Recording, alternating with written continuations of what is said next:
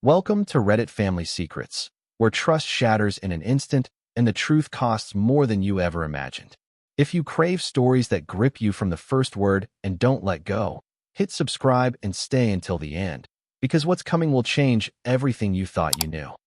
I'm Marcus, 32, living in Houston, Texas.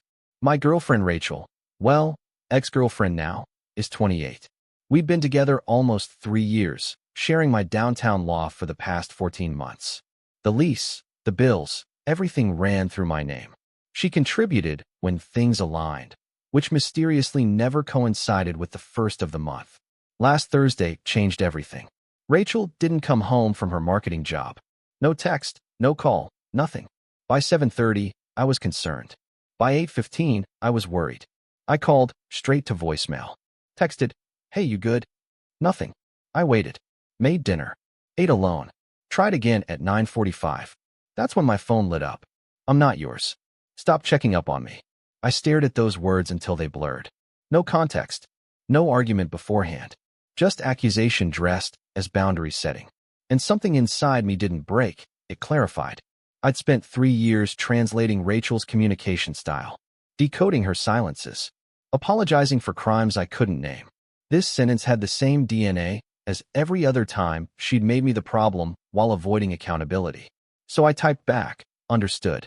Then I'm not your boyfriend. Don't come back to the loft." Then I did something I'd never done in any relationship.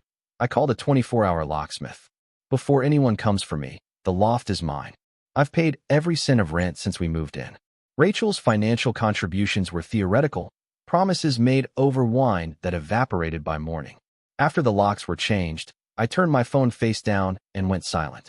3 hours later, the flood began.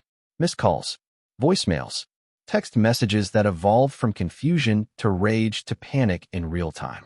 By 1 a.m., my phone looked like evidence of a crime I hadn't committed. I didn't listen to a single voicemail. I already knew the progression. Rachel never deviated from her script. The text told the story anyway. 12:47 a.m. "Marcus, this isn't cute. Open the door." 1:03 a.m. "You're being a child. We can talk about this like adults." 1:19 a.m. "I don't have my keys. My laptop is in there. You can't do this." I stayed quiet, not playing games, accepting her terms. She said she wasn't mine. Fine. Being mine implied access, shared space, mutual respect. You don't get those without reciprocity. Around 1:30, I heard it, pounding on the door. Not frantic yet. Controlled. Like she still believed this was a bluff she could call. "Marcus." Her voice carried through the wood. "Open this door right now. People are sleeping." I didn't move from the couch. She tried the handle. Once, twice, then silence. Then the distinct sound of heels hitting hardwood. "You're being insane," she hissed. "We had a disagreement. Adults don't lock each other out." We didn't have a disagreement. She'd sent a message. I'd accepted it. That's when the real assault started. "You're paranoid. You're suffocating. This is exactly why I needed breathing room from you." Each word confirmed what I'd been avoiding for months. I leaned against the kitchen island, surprisingly calm. Every accusation she threw just validated the decision I'd already made. At 1:52 a.m., her tone fractured. "Marcus." Softer now, calculated vulnerability. "I don't have my charger. All my work stuff is inside. Please." I watched my phone light up on the counter, buzzing itself into silence. At 2:08, I heard her slide down against the door. "I didn't mean it the way you took it," she said, voice muffled. "You know I didn't." That sentence, the same one that followed every boundary she'd ever trampled. The universal reset button she pressed whenever consequences appeared. For the first time in 3 years, I didn't press it back. I slept on the couch, not out of sadness, but because the bedroom felt like territory I hadn't reclaimed yet. When I woke up Friday morning, my phone displayed 42 missed calls. I finally played the voicemails while brewing coffee. The first 3 were pure anger. The next batch was disbelief, genuine shock that I'd followed through. By the 7th message, her voice had dropped an octave, words carefully chosen. "Marcus, please. Where am I supposed to go? You can't just lock someone out of their home." That one almost worked. Almost. At 9:15, there was a knock. Polite this time. The Rachel who appears when she needs something. I opened the door 2 inches. Chain secured. She looked destroyed. Mascara tracks down her cheeks. hair in a messy bun, wearing my Northwestern hoodie, the one she'd claimed 6 months ago. When she saw me, her posture straightened, anger reigniting. "So you're actually doing this?" she said. "You think you can just erase 3 years overnight?" "I didn't erase anything," I replied. "You set the boundary. I respected it." She scoffed. "That text was about needing space." "You're twisting my words." "No. It was about disrespect disguised as independence." Her eyes darted past me, scanning the loft. "I live here." "You lived here," I corrected. "With me." Past tense. She crossed her arms. "This is actually abusive, you know. What you're doing." There it was. Her favorite weapon. The word she deployed whenever being held accountable felt uncomfortable. "I didn't touch you," I said evenly. "Didn't threaten you. Didn't follow you. You told me to stop checking up. I stopped everything." "That's not what I meant." Her voice cracked. "I know," I said. "You meant you wanted control without consequences." Her face flushed red. "You don't get to decide that." I looked at her, really looked, and understood something terrifyingly simple.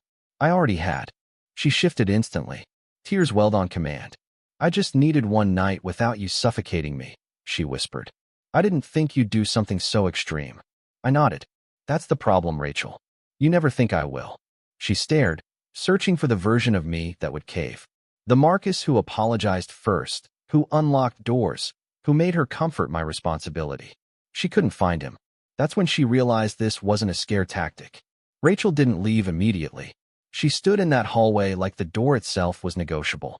One hand on her hip, phone in the other, eyes calculating between my face and the chain lock. "So what now?" she asked. "You just throw me away like garbage?" "I'm not throwing you away. I'm enforcing what you said." She laughed bitterly. "I needed one night without you blowing up my phone, and suddenly I'm homeless." "One night?" I raised an eyebrow. "You didn't say you needed space. You said you're not mine and to stop checking up on you." She rolled her eyes. "God, Marcus, you're so literal. You know what I meant." "That's the issue," I said. "It's always what you meant, never what you actually said." She leaned closer, lowering her voice. "Just open the door. We'll talk inside. You're embarrassing yourself out here." Image management. Scene control. "I'm not opening the door. You can arrange to get essentials later." Her composure cracked. "So this is punishment? Because I didn't check in like a good little girlfriend?" "No. This is me listening." She stared, stunned. "You don't get to end 3 years by text." "You ended it by text," I replied. "I just confirmed it." Her phone buzzed. She glanced at it, then back at me. "Where am I supposed to go?" "I don't know," I said honestly. "But that stopped being my responsibility when you decided I wasn't allowed to care." That landed. Her mouth opened, closed. For a second, genuine fear crossed her face. "Not about losing me, about logistics." "You're really serious?" I nodded. "Yeah." She stepped back slowly. "You're going to regret this," she said quietly. "Maybe. But I already regret something more." She waited. "I regret all the times I didn't." The regret of staying had finally outweighed the fear of leaving. And that balance never tips back. She left the building, but not far. Through the peephole, I watched her pace the parking garage, phone pressed to her ear, gesturing wildly. I didn't need audio to know the narrative. I was unstable, controlling. I'd locked her out over nothing. I was already the villain in a story being rehearsed in real time. By noon, the text resumed with new ammunition. "My mom says what you're doing is illegal. Sarah says you can't just kick someone out. You're proving exactly why I needed distance." I didn't respond. An hour later, a different approach. "Marcus, please. I'm exhausted. I haven't slept. I just need to grab clothes and my work laptop." Reasonable. Carefully crafted. No blame, just logistics. I replied with one sentence. "We can arrange a time with someone present." Her typing bubble appeared instantly, vanished, reappeared. "So you don't trust me now?" I stared at the screen, feeling strangely detached. This wasn't about trust. Trust requires mutual good faith. What we had was pattern. I trust patterns, not promises. I typed, "Correct." That was my last message to her. By mid-afternoon, she tried again. This time with Sarah as backup. Rachel knocked, soft, polite, auditioning for reasonableness. "Marcus, we can talk like adults." Silence from me. Sarah cleared her throat. "This is getting out of hand. You're making this worse." I finally spoke, loud enough to carry. "I'm not escalating anything. I'm ending it." Rachel's voice cracked. "After everything I've tolerated from you." That sentence sealed it. She wasn't upset about losing me. She was upset about losing access. The loft. The stability. The version of me that always backed down. Once I saw that, there was no urgency left. That night was the quietest the loft had ever been. No footsteps, no sighs, no passive-aggressive cabinet slams. Just the refrigerator humming and my phone lighting up every 10 minutes like it was trying to guilt me into something. I didn't answer a single call. At 10:17 p.m., she left a voicemail that made me sit down. Marcus, trembling voice. I don't understand how you can be so cold. I loved you. I still love you. You don't just get to shut me out like I meant nothing. Most honest thing she'd said all day. Not about love, about access. Because love to her always came with conditions. Availability. Compliance. Me staying reachable, no matter how poorly I was treated. I thought about all the times I'd been called too much for caring, too needy for wanting communication, too insecure for expecting basic respect. And now suddenly, I was heartless for stopping. Around midnight, another knock. Desperate this time. Marcus, please. Crying through the door. I'll say whatever you want. Just let me in. That sentence chilled me. Say whatever you want. Not talk it through. Not fix it. Just regain entry. I'm not opening the door, I said calmly. Long pause. Then anger exploded. You're doing this to punish me, she screamed. You think you're some kind of hero? No. I think I finally listened.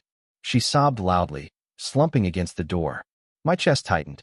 This was the part where I usually folded, where I convinced myself her pain mattered more than mine. But something had shifted. If I opened that door, I wasn't choosing compassion. I was choosing the cycle. I hope you're safe tonight, I said. But we're done. The crying stopped instantly. Then silence. That's when she finally understood. Not that I was angry, that I was unreachable. The next morning, silence broke with an unexpected notification, an email. Subject, can we please talk like adults? I almost laughed. Rachel hated email. Too permanent. Too traceable. But that's exactly why she used it now. Texts hadn't worked. Calls hadn't worked. Tears hadn't worked. This was her reframing everything as reasonable. The email was long, carefully written. She felt unsafe, blindsided, emotionally abandoned. She used the word trauma twice. She also casually noted she might need to involve authorities if I continued being uncooperative. That part made me angry. Not loud anger, focused anger. I replied with 3 sentences. You told me to stop checking up on you. I did. You said you're not mine. I agreed. We can coordinate pickup of your belongings through a third party. Nothing else. 10 minutes later, unknown number calling. I didn't answer. Another call. Another. Then a text from her brother, who I hadn't spoken to in a year. What the hell is wrong with you? I blocked the number. By early afternoon, Rachel appeared again. Alone this time. No backup. Just her with red eyes and shaking hands. I just need my laptop, she said through the door. Please. I have work. I hesitated. Not from doubt, but because this was the first request that wasn't about us. It was practical. Human. Wait there, I said. I'll bring it down. I kept the chain on, grabbed the laptop, opened the door just enough to slide it through. Our fingers didn't touch. She looked up at me like seeing me for the first time. You're really not coming back from this, are you? I shook my head. Neither are you. She opened her mouth to argue, then stopped. Her shoulders slumped. That was the moment the fight ended. Not with yelling, with acceptance. The loft didn't feel like mine yet. It felt borrowed, like everything was waiting for her to come back and tell me what I was doing wrong. I spent that evening boxing her things. Not dramatically, methodically. Clothes folded, shoes paired, toiletries sealed. I realized how much space she'd occupied, physically and mentally. Entire drawers I never used because they were hers. Shelves I couldn't touch because of her aesthetic. Around 8:30, my phone buzzed. New number. Marcus, it's Rachel. Please don't hang up. I didn't reply. Another message followed immediately. I'm not angry anymore. I just need to understand how it got this far. That annoyed me. Not because she wanted understanding, but because she was pretending this was sudden. At 9:47, FaceTime request. Declined. Then the longest message yet. Paragraphs. Apologies mixed with blame. I was overwhelmed. You took it too literally. I never thought you'd actually leave. That last sentence sat heavy. She never thought I'd leave.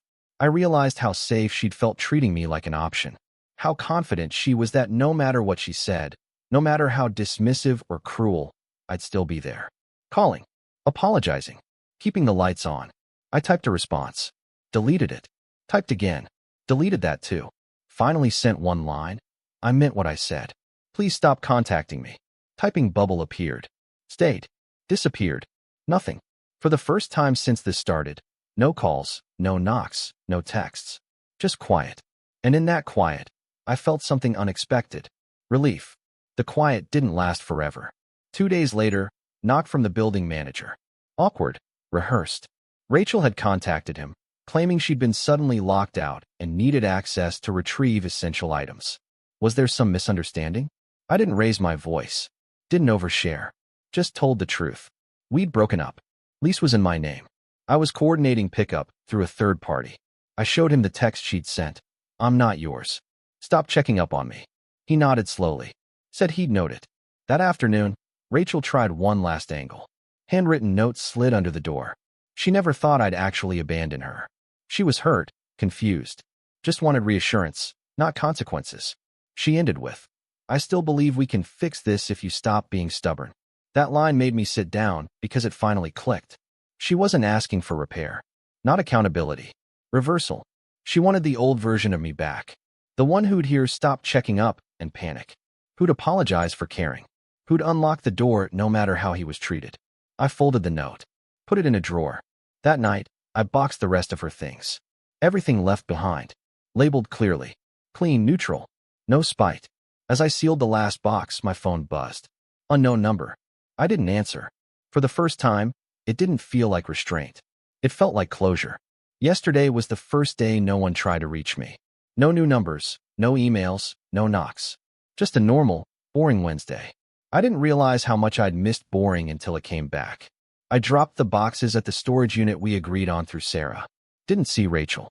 That felt intentional on both sides. Nothing left to say that hadn't been said through actions. On the drive home, I replayed that original text. I'm not yours. Stop checking up on me. For days after, I'd wondered if I'd overreacted. If a normal boyfriend would have apologized, unlocked the door, smoothed it over. But here's what I finally understand. That text wasn't about independence. Wasn't about boundaries. It was about control without accountability. She wanted the freedom to disappear while keeping the safety net intact. To reject connection without losing access. Reassurance on demand, but consequences on delay. And when I took her words literally, when I accepted them without negotiation, everything collapsed.